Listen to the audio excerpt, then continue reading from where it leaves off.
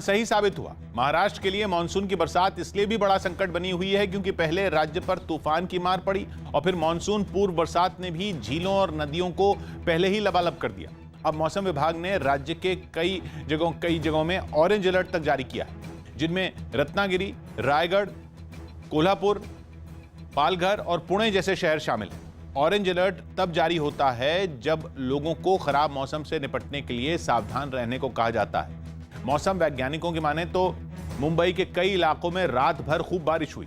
बांद्रा में करीब 60 मिलीमीटर बारिश हुई तो वहीं दहिसर में करीब 137 मिलीमीटर और जुहू हवाई अड्डे के पास करीब 64 मिलीमीटर बारिश हुई। मौसम विभाग की माने तो अरब सागर से चलने वाली तेज हवाएं बारिश की बड़ी वजह हैं और 19 जून तक महाराष्ट्र में ऐसे ही तेज बारिश का अनुमान है। सौ बात की एक बात यह कि महाराष्ट्र में अभी बाढ़ आई नहीं है, सिर्फ बाढ़ ने दस्तक भर दी है, जिससे वहां हालात बदतर हो गए हैं और अब लोगों को चिंता सता रही है कि कहीं कर्नाटक के अलमाटी बांध का पानी छोड़ने की नौबत आई तो 2 साल पहले वाली बर्बादी झेलनी पड़ सकती, क्योंकि कोल्हापुर, सांगली जैसे इलाकों से गुजरने वाली नदियों में अब और पानी समेटने की जगह नहीं बची है।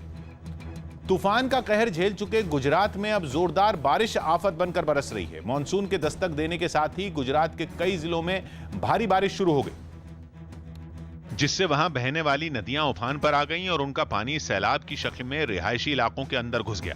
बारिश और उसके बाद आई बाढ़ की सबसे डराने वाली तस्वीरें अमरेली में दिखी। वहां पानी का बहाव देख ऐसा लगा जैसे नदी ही सड़क पर उतर आई हो। बहाव इतना तेज था कि सड़क पार कर रहा एक मोटरसाइकिल सवार देखते ही देखते उसकी चपेट में आ गया। ये थोड़ी हाथ मारी।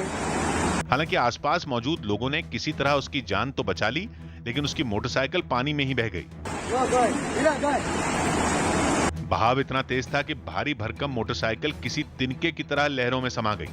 लेकिन बारिश और बाढ़ की ये कोई अकेली तस्वीर नहीं थी। गुजरात के मोरबी में भी कई घंटों तक हुई जबरदस्त बारिश लोगों के लिए मुसीबत बन गई, जिसकी चौंकाने वाली तस्वीरें भी सामने आईं। भारी बारिश के बाद वहां पानी रिहायशी इलाके में घुस गया, जिसकी वजह से सड़कों में घुटनों तक पानी भर गया। सैलाब में कई बकरियां तक बह गईं। बाद में लोग एक दूसरे का हाथ पकड़कर पानी में उतरे और किसी तरह बकरियों को पानी से बाहर निकाला। सड़क पर भी बहाव इतना तेज था कि लोगों के लिए पानी में खड़े रहना भी मुश्किल हो गया। बताया गया कि वहां बारिश की वजह से काफी नुकसान भी हुआ। जोरदार बारिश के बाद कुछ यही नजारा सूरत में भी दिखाई दिया। वहां कई इंच बारिश हुई, जिसके बाद सड़कें तालाब में बदल गईं। वहां से सामने आई तस्वीरों में सड़कें पानी में डूबी नजर आईं, क्योंकि लगातार हुई भारी बारिश के बाद ज्यादातर इलाकों में नदियां उफान पर आ गई। यही नहीं, कई इलाकों में तो बारिश के साथ तेज हवाएं भी चली, जिनकी वजह से हालात और बिगड़ गए। नवसारी से कुछ ऐसे ही मौसम की तस्वीरें सामने आईं। वहां बारिश के साथ तेज हवाओं की वजह से लोगों की मुसीबतें और बढ़ गईं। हालात ऐसे हो गए कि दिखाई देना तक मुश्किल हो गया।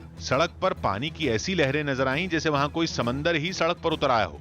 गुजरात के आणंद से तो और भी हैरान करने वाली तस्वीरें सामने आईं। भारी बारिश के बाद वहां हर तरफ सिर्फ पानी ही पानी दिखाई दिया। ऐसा लगा जैसे पूरा शहर तालाब में बदल गया हो। सड़कें तो पूरी तरह गायब हो गई। इतना पानी भर गया कि वहां जमीन दिखनी भी बंद हो गई। ऐसा लगा जैसे पूरे शहर में नहरों का जाल बिछ गया हो।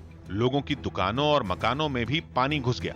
चौक चौराहे सब पानी में डूब गए। कई गाड़ियां भी पानी में फंस गईं। भारी बारिश की वजह से लोगों के लिए बाहर निकलना भी मुश्किल हो गया। कई लोग तो कमर तक पानी में चलते नजर आए। लबालब भरी सड़कों पर गाड़ी चलाना मुश्किल हो गया। मजबूरी में कई लोग तो अपनी मोटरसाइकिल घसीटते हुए ले जाते दिखाई दिए। वहां इतना पानी था कि उनकी मोटरसाइकिलें भी आधी से ज्यादा डूबी नजर आईं। बारिश का